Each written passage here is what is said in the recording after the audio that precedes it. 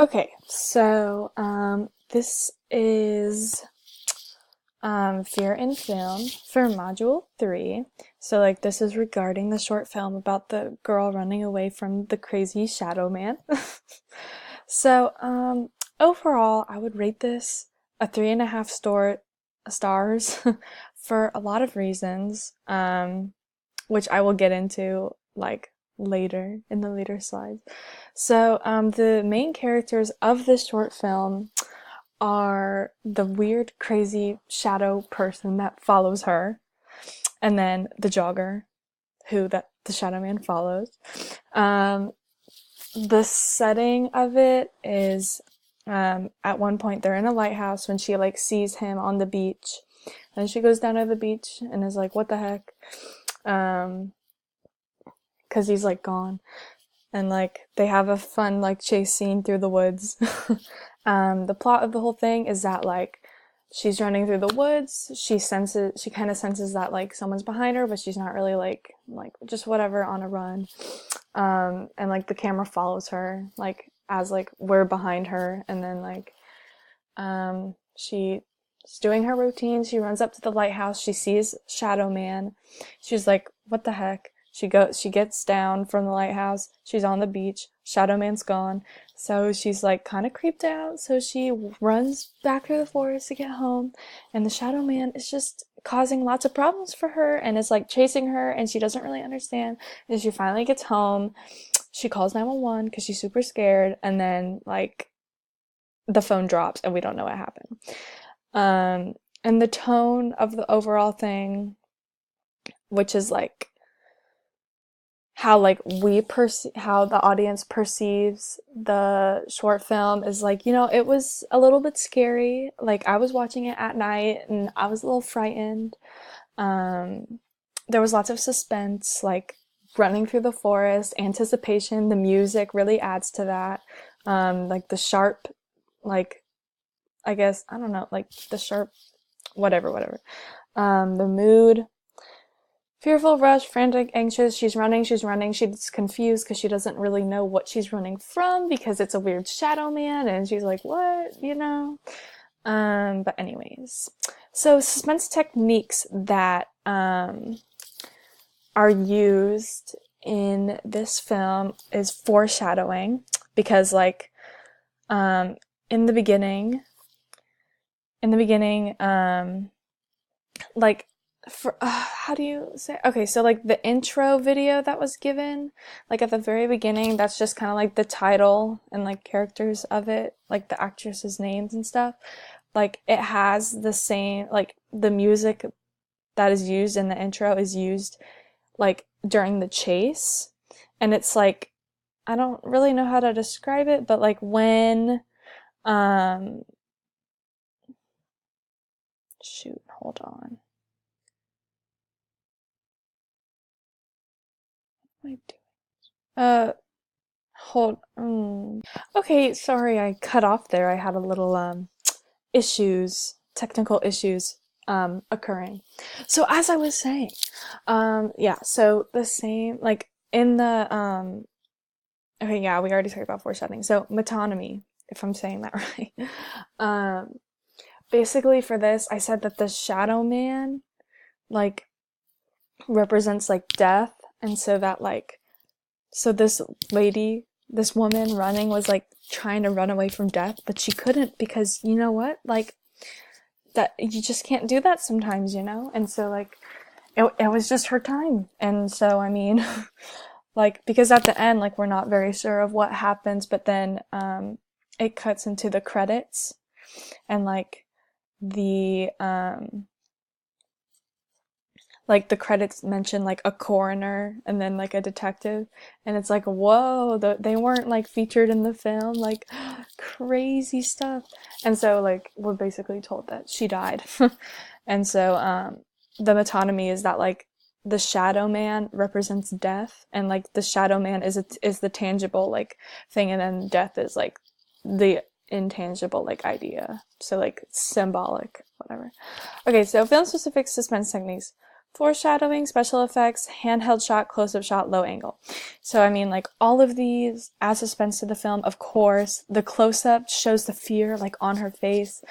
Handheld, like, we're with her. Low angle, like, it's just very suspenseful because, like, okay, so because, like, the Shadow Man was behind her the whole time, so, like, we're seeing, like, what the Shadow Man sees, kind of, like, with the low angle, because, like, because it's not necessarily, like, I don't know how to describe it, really, but it is a good suspense technique shot. And then special effects, obviously, because the Shadow Man, like, was probably CGI or something. Like, it wasn't a real Shadow Man.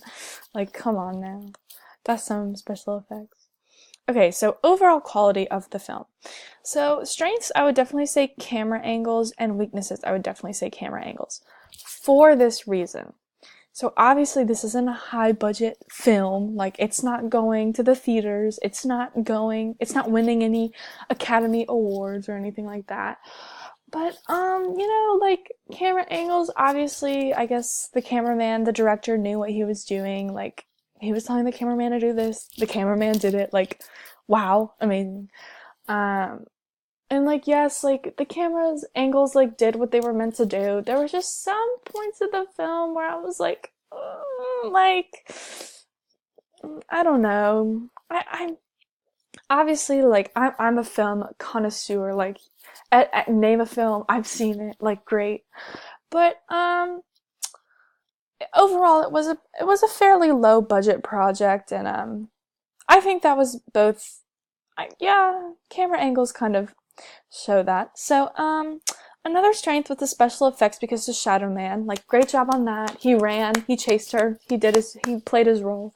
The credits, because of the thing that was, like, we didn't actually know what happened to the girl after she dropped the phone and the Shadow Man got her, but then it had the coroner and the detective. So that's kind of a nice touch, I think, you know? It's not it's something maybe, like, somebody else would think of, but, like, it's not incredibly creative, I would say. But I think it added a lot to the overall just film, really. Like, it was a very nice touch. And then the acting. So I put that for both as well, because listen, there's only so much acting you could do in a film where nobody talks. Like, of course, like, acting is throughout the whole body. Like, you have to have the whole body engaged. Acting exercises don't include just warming up, your mouth and your face. Like, you gotta have, like, the whole body. Like, you have to find your center, all that fun stuff. And so, like, she did a great job of running. She looked pretty scared, I would say. Like, I mean, obviously, if I see a Shadow Man, well, I wouldn't be following it in the first place. I would not have gone down to that beach. Like, absolutely not. I mean, it's just common sense at that point. Like, horror movies only turn a profit if the main characters don't follow, their gut. So, yeah, I think that's very important in film. Like, yeah, basically the main characters of all horror movies are just lacking some part of common sense. Like, as in, like fight or flight. Like, always leave. Just bye. Like, leave. Don't put yourself in any danger, you know? Like, stay safe out here. It's very hard, and just, yeah. Anyway, so story development. There wasn't a lot of room for story development, is the thing. Because, listen, I mean, she's running through the woods. I think that maybe if she got some premonition that, like, she went to a psychic and she was like, yo, like, psychic, read my tarot cards. And the psychic was like, yo, you're gonna die soon. And she's like, huh, that's so dumb. Like, I'm 30. But then, like, she's running through the wood. Like, it's just missing a little something. Like, I guess the director like, his or her artistic vision was to, like, maybe they leave the audience in the dark a little bit. Like, I get it, and that's great and all, but it just doesn't really make for an enjoyable watch, if you know what I'm saying. Because, like, I mean, you always want a good story, like whether, like, um, The Conjuring, great story, love it. I can't remember exactly what it's about, but great, you know, like, um, the whole thing with the two detectives, like, what's her name, like, Joyce, or I don't know, but that's, like, I just really love that a lot. Like, that's a nice storyline. But moving on. So, final thoughts about this film, about what it is. You know, like, would I be watching it again? No. Not for personal enjoyment, not for this project, probably. Just because it was low budget, and I don't, like, I get if you can't find the money, like, that's fine. Like, you did your best, you know? Like, we're all just trying to make it out here, like, get discovered. If you don't have a lot of money, you make do with what you got. And, you know, I think they did a pretty good job of that, because, like, while maybe I didn't enjoy it that much, someone else may have. And, like, they may watch it every single night before they go to bed, because they just love it so much. And it's just so simplistic, and it's like, you know, like, you get to interpret what you think the meaning of the short film is. Like, you get to, like, make up your given circumstances and stuff. But overall, I think that there are a lot of films and movies and TV show episodes out there that they just utilize, they just, their use of the camera angles are better, for building suspense, or, like, not building suspense. Their use of literary techniques that could be film specific or not, like the foreshadowing, or the whatever I just said, metonymy, or irony. Like, Friends, when Rachel, like, the whole airport thing where Ross is trying to find Rachel's flight, but he can't, and, like, all that, like, oh my goodness. Irony right there. Or, like, in Dexter. Oh, that's a great example. Dexter is a TV show. It's a horror TV show. And it's, like, sort of. He's, like, a detective, but he also kills people. But he only kills people that,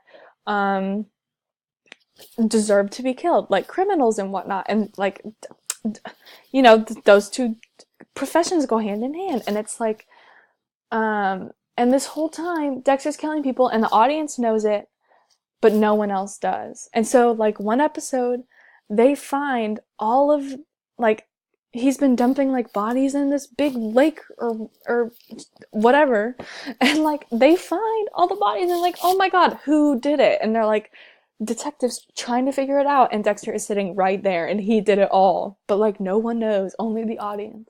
And we want to tell them, but we also love Dexter, so it's a love-hate relationship.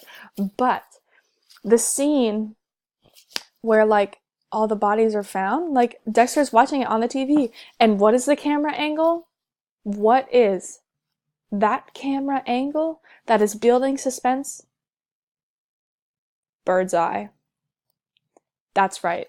It's a bird's eye shot. And let me tell you, me, most definitely, you know, I was a little bit in suspense. Like, what does this mean for Dexter? What does this mean for the detective, work that they're doing?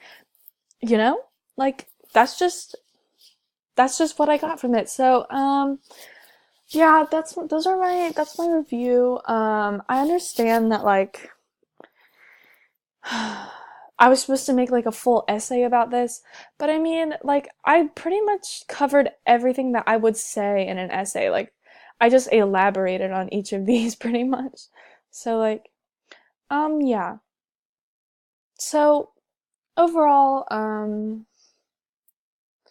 this short film will probably only be, confined to the wall, to this, Flivis English textbook.